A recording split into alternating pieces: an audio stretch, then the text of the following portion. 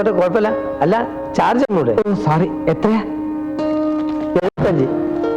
ബാക്കി വെച്ചോളൂ. എന്റെ 20. ഓ സോറി. താങ്ക് യു കേട്ടോ.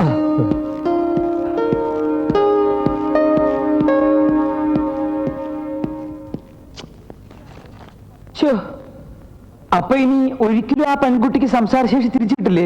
വളരെ റിമോട്ട് ചാൻസേ ഉള്ളൂ. എന്തൊരു കഷ്ടം. മുഴുവട്ടൊന്നുമല്ല അല്ലേ? ഇടയ്ക്ക് തലയ്ക്കൊരു പെയിൻ വരും. അത് വന്നാൽ വല്ലാതെ വയലന്റ് ആവും. മതി മതി, കൂടുതൽ പറഞ്ഞ് എന്നെ വിഷമിപ്പിക്കില്ലേ. ഇങ്ങനെയുള്ള കാര്യങ്ങൾ കേട്ടാൽ പിന്നെ എനിക്ക് 3-4 ദിവസത്തേക്ക് ഉറങ്ങാൻ പറ്റില്ല. അല്ല ഡോക്ടർ, എന്തിനായിരിക്കും ആ പേഷ്യന്റിനെ അയാൾ ഇവിടുന്ന് ഡിസ്ചാർജ് ചെയ്തുകൊണ്ട് പോയത്? ഈ രോഗത്തിന് ഹോസ്പിറ്റലിൽ കഴിയുന്നതും വീട്ടിൽ കഴിയുന്നതും ഒരുപോലെയാണ്.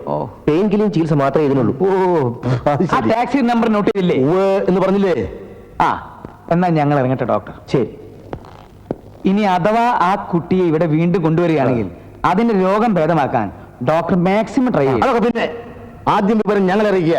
ആ ടാക്സി നമ്പർ നോട്ട് ചെയ്തില്ലേ? ഒന്ന് പറഞ്ഞില്ലേ? വീട് വന്നൂടെ?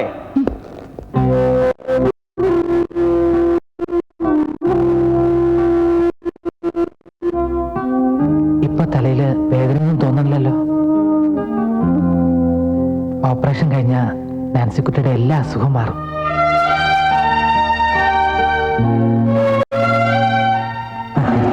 എന്താ ഒന്നും കഴിക്കാത്തത്? ഞാൻ പിന്നെ കഴിച്ചോളാം ആന്റി. നിന്റെ കാര്യം അല്ല പറഞ്ഞത്, മൈ പെരേര. അവൻ ഈയിടെയായിട്ട് ഫുഡൊന്നും വേണ്ടെന്നായിട്ടുണ്ട്. അതിനൊക്കെ ആ ശമ്പളം കണ്ടു പഠിക്കണം. ആന്റിക്ക് മനുഷ്യരെക്കാൾ സ്നേഹം പട്ടികളോടാണ്. എന്താ സംശയം? പട്ടി മനുഷ്യൻ. ബെന്നി എന്തെങ്കിലും കഴിച്ചോ ആന്റി? ആന്റി, എന്റെ കൂടെ വന്ന ഫ്രണ്ട് ഈ ആന്റിയുടെ കാര്യം. I am sorry, my patient. My goodness, അവൻ ഞാൻ ഫുഡ് കൊടുക്കാൻ മറന്നുപോയി. ജീസസ്.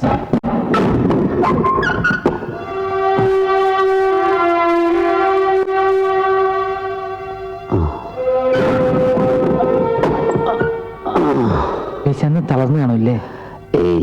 കാലിന് കുറവുണ്ട്. നാൻസിക്കുണ്ട്. ഇവിടെ എത്തിയതിനു ശേഷം പെയിനൊന്നും വന്നിട്ടില്ല. എന്നാലും എപ്പോഴാ റെക്കർ ചെയ്യുമെന്ന് പറയാൻ പറ്റില്ലല്ലോ.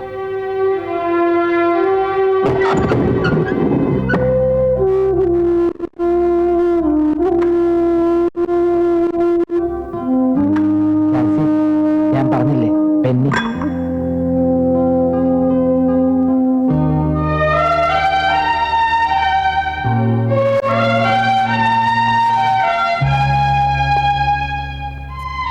പാവം, ഒരായുസിന്റെ മുഴുവൻ വേദനയും അവൾ ഇതിനകം അനുഭവിച്ചിട്ടുണ്ടാവും.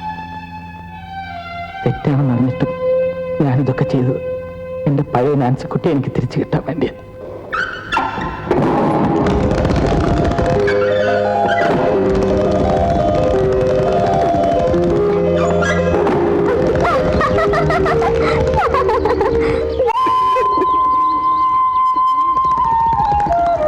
നാൻസിക്കുട്ടി, ഇതിനുള്ളിൽ എന്താണെന്ന് അറിയാമോ? പറ. എനിക്കറിയില്ല. ഇതാണ് ഞാൻ പറഞ്ഞ ചെറുക്കന്റെ ഫോട്ടോ. ധൃതി കണ്ടില്ലേ?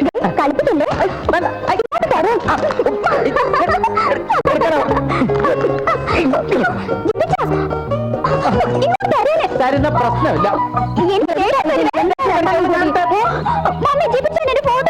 നിന്റെ ഫോട്ടോ കാണാൻ മമ്മി, ഈ വായാടിയെ കാണിക്കരുത്. ഇത് മമ്മിയുടെ മരുമകനാകാൻ യോഗ്യനാണോ എന്ന് മമ്മി തന്നെ കണ്ടൊന്ന് തീരുമാനിച്ചേ. തിങ്കളാഴ്ച വരും കാണാൻ. ജോസി, വീടിന്റെ പണയക്കട പോലെ ഇതുവരെ വീട്ടിൽ തീർന്നിട്ടില്ല. ഒക്കെ നടക്കും മമ്മി. ഡാഡി ഉണ്ടായിരുന്നെങ്കിൽ. ഇനി അതൊക്കെ ഓർത്ത് മമ്മി വിഷമിച്ചോണ്ടിരിക്കരുത്. പിന്നെ തിങ്കളാഴ്ച ഊണ് കഴിക്കാൻ ചെറുക്കനും ഉണ്ടാവും. ഒരു താറാവിനങ്ങ് തട്ടിക്കോ.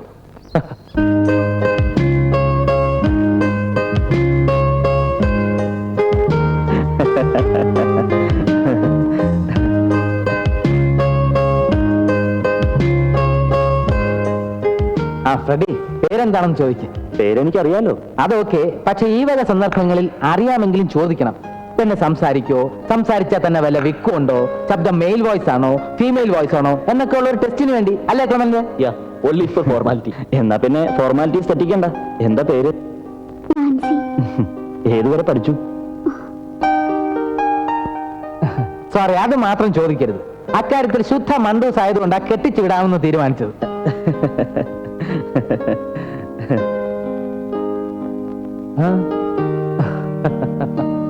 ആ പിന്നെ നന്നായിട്ട് പാടും. പള്ളിയിലെ എന്റെ കോയർ ടീമിലെ പ്രധാന ഗായികയാണ്. ആ ഇതാണ് ഞങ്ങളുടെ മമ്മി. മമ്മി, എന്തെങ്കിലും ചോദിക്കാനോ പറയാനോ ഉണ്ടോ? കാര്യങ്ങളൊക്കെ ജേസി പറഞ്ഞിട്ടില്ലേ? സ്ത്രീധനമായിട്ടൊക്കെ തരാൻ ഞങ്ങളുടെ കയ്യിൽ. എനിക്കെല്ലാം അറിയാം. നാൻസി എനിക്ക് ഇഷ്ടമായി ഒരു 100 വട്ടം. ഇനി എന്നെ ഇഷ്ടമാകുമെന്ന് അറിഞ്ഞാൽ മതി. അതിപ്പോ അറിഞ്ഞുതരാം, നോ പ്രോബ്ലം. നാൻസി,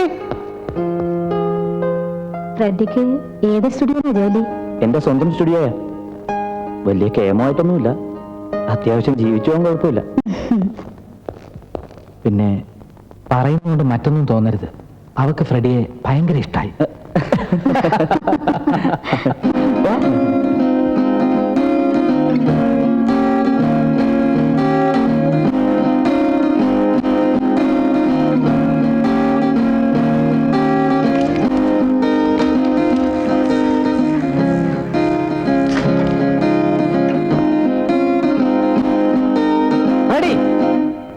എന്താ ഇത്?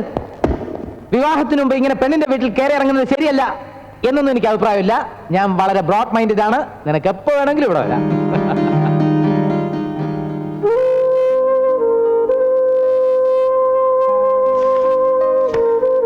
എഴുതിയോ? അടുത്തത് George Paul, river view, Gandhinagar. വ്യൂവിന്റെ സ്പെല്ലിംഗ് ഇതാണോ? VIEW എന്നുള്ളത്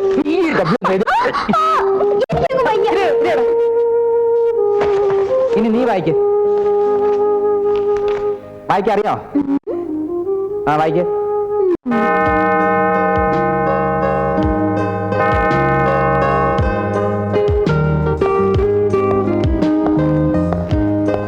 നാൻസിയുടെ മാരേജ് ഇൻവിറ്റേഷനെ father. Convey me blessings. Thank you father. അപ്പൊ സാറ് മറക്കരുത്, 18-ാം തീയതി ഷുവർ, വിത്ത് ഫാമിലി. ഏറ്റു.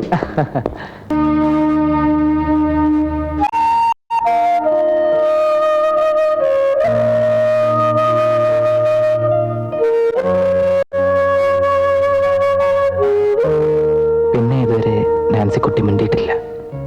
അവൾ സംസാരിച്ച് കാണണമെന്ന് ഏറ്റവും അധികം ആഗ്രഹിച്ചത് എന്റെ മമ്മയായിരുന്നു. പക്ഷെ അത് കാണാനുള്ള ഭാഗ്യം കിട്ടുന്നതിന് മുമ്പ്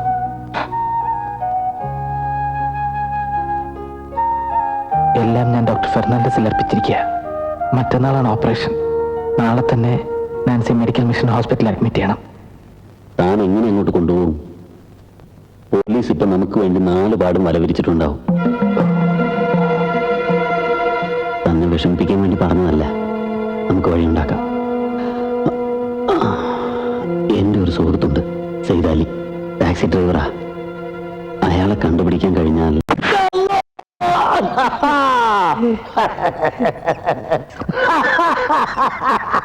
എടാ, നിന്റെ ഭാഷയൊന്നും എന്റെ അടുത്ത് വേണ്ട. ഇല്ല, ഒരു പരിചയമില്ല. നിന്റെ വണ്ടി എന്നെ ഓട്ടം വിളിച്ചല്ലേ? വല്ലാതെ വേദനിക്കുന്നുണ്ടാവും. എന്താ ചെയ്യാ? പിടിയില്ല. ഓനിങ്ങനെ തെരഞ്ഞെടുപ്പെട്ട ആളാന്ന് അറിഞ്ഞെങ്കിൽ ഇന്റെ വണ്ടി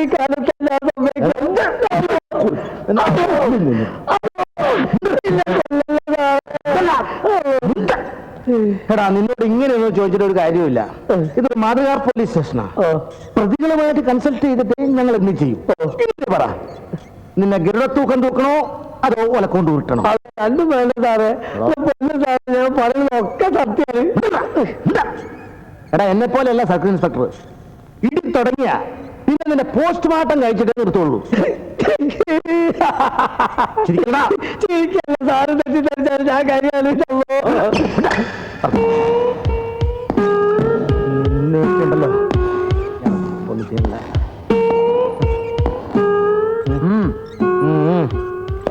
ശരി സൈദാലി, ഉള്ള സത്യം പറ. നിങ്ങളുടെ കൊള്ള സംഘത്തിൽ എത്ര പേരുണ്ട്? സത്യമാണ് സാറേ ഞാൻ പറഞ്ഞേ. ഞാൻ കൊള്ളയിലുമില്ല, സംഘത്തിലുമില്ല. അതൊക്കെ നിർത്തിയിട്ട് കാലം കുറയായി സാറേ. കള്ളം പറയരുത്. കള്ളന്മാര് കള്ളം പറഞ്ഞ ഞാൻ സഹിക്കില്ല. ഞാൻ സത്യമാണ് സാറേ പറയണേ. കള്ളപ്പണി മുഴുവൻ നിർത്തിയിട്ട് കുഞ്ഞുകുട്ടി പരാതിക്കാരായിട്ട് മാനം മര്യാദയായിട്ട് ജീവിക്കാണ് സാറേ ഞാൻ.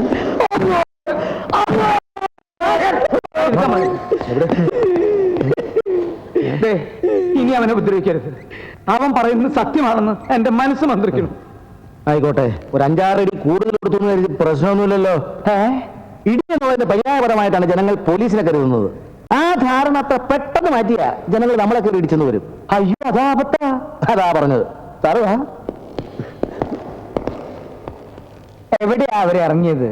തേവര വെറിന്റെ അവിടെ തെക്കോട്ട് മാറി ആ മുക്കിലാണ് ഇറക്കി വിട്ടതെന്ന് ഞാൻ പലതവണ സാറിനോട് പറഞ്ഞതാണ് ഏമാനെ. അവിടുന്ന് പിന്നെ അവരെങ്ങോട്ടാ പോയേ? അതെനിക്ക് അറിഞ്ഞൂടാ.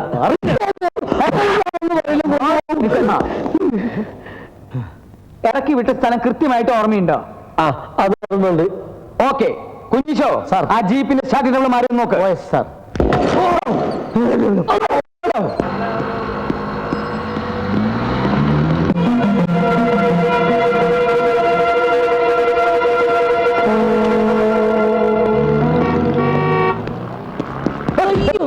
ഇതെവിടെ നോക്കിയാണോ നടക്കുന്നത്? ഞാൻ ഈ നാട്ടുകാരനല്ല, അതുകൊണ്ട്. മുറുക, നീ പാക്കലിടാ ഞാൻ നടക്കുന്നത്. ലൊടലൊടാണ് എങ്ങ പോയിട്ടാണ് ഇവിടെ തിരുട്ടപ്പെടുക. Sorry sir. കാലും പോച്ച് കാശും പോച്ച്.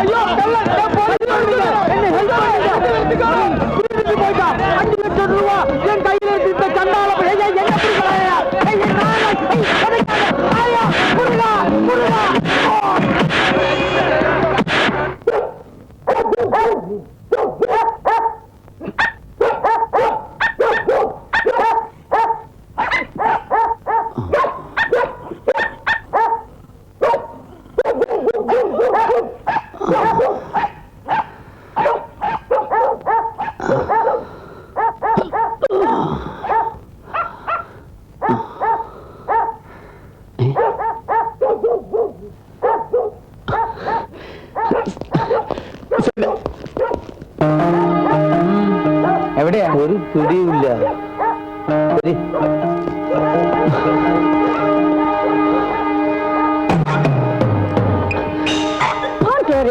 ഒന്നുമില്ല മോളെ, പേടിക്കാനൊന്നുമില്ല. ഒരു ചെറിയ കോൾഡാ. നീ എന്തിനാ മഴയത്ത് ഇറങ്ങി കളിക്കാൻ പോയത്?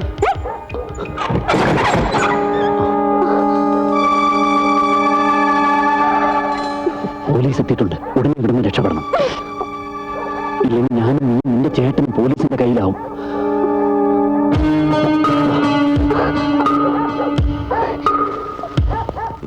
നിൽക്കണം. കുഞ്ഞീശോ സാർ, നിങ്ങൾ ഈ ഒരു വീടിന് പിൻഭാഗത്തു വാ. നിങ്ങൾ അതിലേ വാ. താൻ്റെ കൂടെ വരും.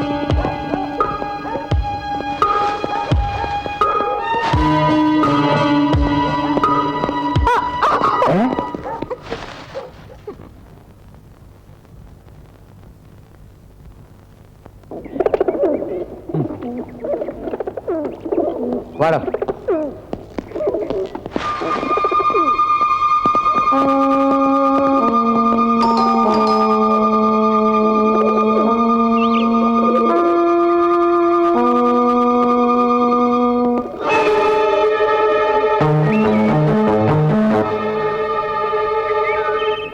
സാർ, അവന്റെ വീട് കണ്ടുപിടിച്ചല്ലോ. ഇനി അവൻ പോയിക്കോട്ടെ.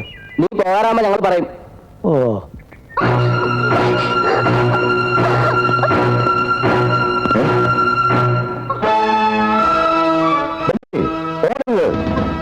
രക്ഷപ്പെടാൻ ശ്രമിക്കണ്ട.